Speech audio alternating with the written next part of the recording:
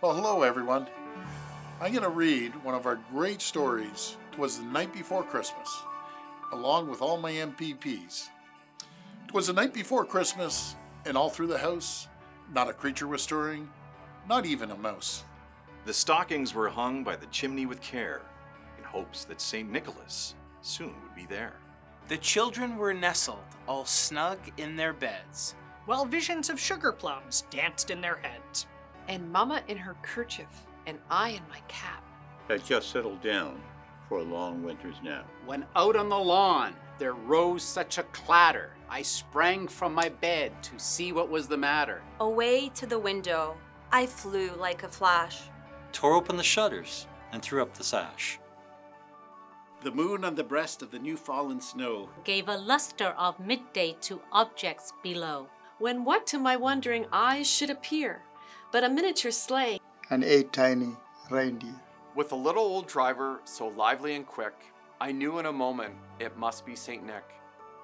More rapid than eagles, his coursers, they came. And he whistled and shouted and called them by name. Now Dasher, now Dancer, now Prancer and Vixen, on Comet, on Cupid, on Donner and Blitzen. To the top of the porch, to the top of the wall. Now dash away, dash away, dash away all! As the dry leaves before the wild hurricane fly. When they meet with an obstacle, mount to the sky. So up to the housetop the coursers they flew, with sleigh full of toys, and St. Nicholas too. And then, in a twinkling, I heard on the roof the prancing and pawing of each little hoof. As I drew in my head and was turning around, down the chimney St. Nicholas came with a bound. He was dressed all in fur, from his head to his foot, and his clothes were all tarnished with ashes and soot. A bundle of toys he had flung on his back, and he looked like a peddler just opening his pack. His eyes how they twinkled, his dimples how merry, his cheeks were like roses, his nose like a cherry. His droll little mouth was drawn up like a bow.